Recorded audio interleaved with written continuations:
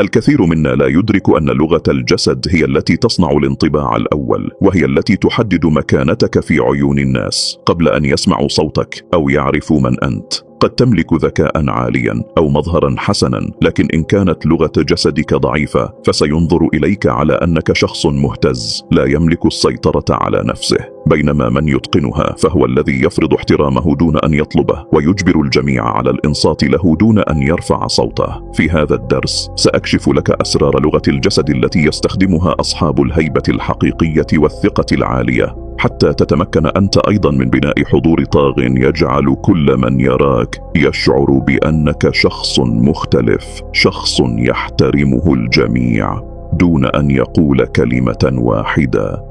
الخطوة الأولى تبدأ من المشي، فالمشهد الأول الذي يراك فيه الناس غالبا يكون أثناء دخولك أو سيرك في مكان ما، والانطباع الأول هو المهم يا صديقي، لأن العالم لا يمنحك فرصة ثانية لتعيده. مثلا الأفعى حين تريد أن تظهر هيمنتها فهي تنفخ رأسها لتبدو أكبر وأكثر قوة، وكذلك يفعل الرجل الواثق من نفسه. لذلك في مدارس التمثيل أول ما يعلم للممثلين هو كيف يمشون، لأن هوية البطل أو الشخصية القوية تبنى من خطواتها. السر هنا بسيط: قف وامشي بظهر مستقيم وأكتاف مسترخية وصدر مفتوح. اجعل عينيك دائما للأمام وليس إلى الأرض، ودع يديك تتحركان بشكل طبيعي دون تصلب أو مبالغة، وحافظ على سرعة معتدلة في المشي، ليست سريعة جدا ولا بطيئة جدا. بهذه العناصر تمنح نفسك فورا مظهر القوة والثقة حتى لو كنت تشعر بالتوتر من الداخل. فهذه الخطوة مهمة جدا في مظهرك الخارجي، وهي من أسرار الهيمنة والسيطرة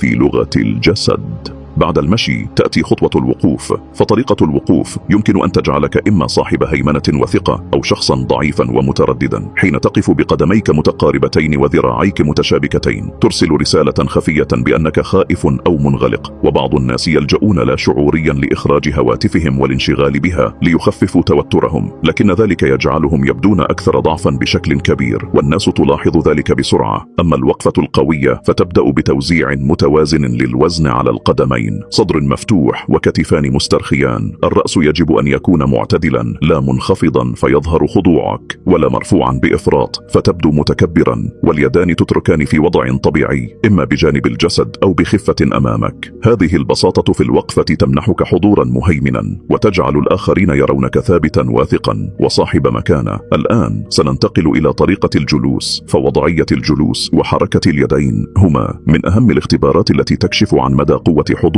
وهيبتك.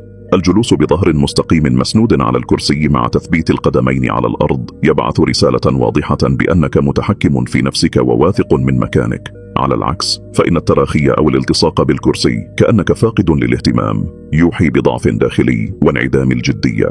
أما اليدان فمن الأفضل أن توضعا في وضع مريح فوق الطاولة أو على الفخذين بشكل مفتوح، فهذا يجعلك أكثر ودا وفي الوقت نفسه واثقا. السر في أن تكون طبيعيا ومتوازنا لا متصنعا ولا مبالغا. فطريقة جلوس قوية ومحكمة قادرة على رفع هيبتك بدرجة هائلة، لأن الناس يرون فيك قائدا يملك السيطرة على نفسه وعلى الموقف. كلما كان جسدك ثابتا وحركاتك مدروسة ازداد احترام الآخرين لك وشعروا أنك صاحب كلمة مسموعة ومكانة لا يمكن تجاهلها. الآن سننتقل إلى الخطوة الخامسة، وهي نبرة الصوت. لغة الجسد وحدها لا تكفي إن لم تدعمها نبرة صوت واثقة وهادئة، فصوتك هو الامتداد الخفي لشخصيتك، وهو ما يجعل الناس يصدقونك أو يشكون فيك. حاول أن تتكلم ببطء محسوب، لا بسرعة توحي بالارتباك ولا ببطء مفرط يجلب الملل. اجعل صوتك واضحا وعميقا بقدر المستطاع، مع تنويع بسيط في طبقات الصوت حتى لا تبدو آليا. وتذكر أن الصمت أحيانا أقوى من الكلام، فتوقف قصيرا قبل جملة مهمة يمنحها وزنا أكبر. النبرة القوية والواثقة تجعل كلماتك أكثر إقناعا حتى لو كانت بسيطة، وتمنحك حضورا يحترم في أي نقاش أو حوار. الخطوة السادسة هي الابتسامة المهيبة والهادئة. الابتسامة ليست مجرد تعبير على الوجه، بل هي أداة قوية لإظهار الثقة والسيطرة على الموقف. حاول الابتسام بطريقة طبيعية، لا مجاملة مصطنعة ولا ابتسامة متوترة. فالابتسامة الخفيفة عند التحية أو أثناء الحوار تظهر ودك وتفتح قنوات للتواصل التواصل وتجعل الآخرين أكثر استعدادا للاستماع إليك واحترامك. تذكر أن الابتسامة مع لغة جسد قوية تجعل حضورك جذابا، بينما لغة جسد قوية بدون ابتسامة قد تبدو صارمة أو متكبرة. المزج بين الثقة والتحكم بالمساحة ونبرة الصوت مع الابتسامة الواقعية يمنحك حضورا متكاملا يجعل الناس يلاحظونك ويحترمونك تلقائيا. الآن سننتقل إلى خطوة مهمة جدا،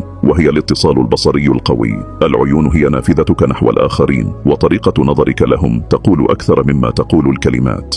الشخص الواثق يحافظ على اتصال بصري ثابت لكنه طبيعي، لا تحدق بلا انقطاع ولا تتجنب النظر تماما عند الحديث مع شخص ما. ركز على عينيه بلطف مع تغييرات طفيفة لتجنب التوتر، فهذا يعكس اهتمامك ويعزز مصداقيتك، وأيضا يزيد من ثقتك بنفسك عندما تتواصل بصريا. الاتصال البصري الجيد يعطي إشارات للثقة والسيطرة، ويظهر أنك متواجد بالكامل في اللحظة. بالمقابل، تجنب النظر إلى الأرض أو الانشغال بمحيطك بشكل دائم، فهذا يضعف حضورك ويجعل الآخرين يشكون في قدراتك، ويظهر لهم أنك غير واثق من نفسك. الجمع بين اتصال بصري قوي ولغة جسد متحكمة ونبرة صوت واثقة يجعل حضورك مؤثرا للغاية. الخطوة الثامنة هي الوقت المناسب للابتسام. الابتسامة ليست فقط تعبيرا عن الود، بل أداة قوية للتحكم في الانطباع الذي تتركه، والسر يكمن في توقيتها. ابتسموا عند التحية، عند ذكر نقطة إيجابية، أو عند تفاعل طبيعي مع ما يقوله الآخرون. لا تبالغ في الابتسامة طوال الوقت، فهذا قد يبدو مصطنعا. ولا تنتظر طويلا حتى يظهر وجهك بلا تعبير، فهذا قد يعطي شعورا بالبرود أو العصبية. الابتسامة في الوقت المناسب تعزز مصداقيتك وتجعل الآخرين يشعرون بالراحة، وتكمل قوة لغة جسدك لتترك حضورا واثقا وجذابا في كل موقف. وأخيرا، الآن بعد أن تعلمت كل أسرار لغة الجسد من المشي والوقوف والجلوس وصولا إلى التحكم في الطاقة وحركات اليدين والابتسامة المناسبة، أصبح لديك مفتاح السيطرة على أي موقف. تذكر، لغة الجسد هي كتابك المفتوح، والناس يقرؤونك قبل أن تتكلم. عندما توظف كل خطوة بدقة ووعي، يصبح حضورك قويا وكلماتك مؤثرة وثقتك لا تقهر. اجعل كل حركة، كل نظرة وكل ابتسامة تعكس قوتك وثقتك بنفسك، لتصبح شخصا لا يمكن تجاهله، مؤثرا ومهيمنا في أي مكان تتواجد فيه. في النهاية، الأمر ليس مجرد تعلم حركات، بل هو تحويل نفسك إلى نسخة أفضل، واثقة وقادرة على مواجهة أي تحد. كل مرة تمارس فيها هذه الخطوات، أنت لا تبني لغة الجسد فقط، بل تبني شخصية قوية لا يوقفها شيء. الآن حان الوقت لتضع ما تعلمته موضع التنفيذ، لتصبح أنت الشخص الذي يحترمه الجميع ويستمع إليه باهتمام بدون أن تنطق بكلمة واحدة.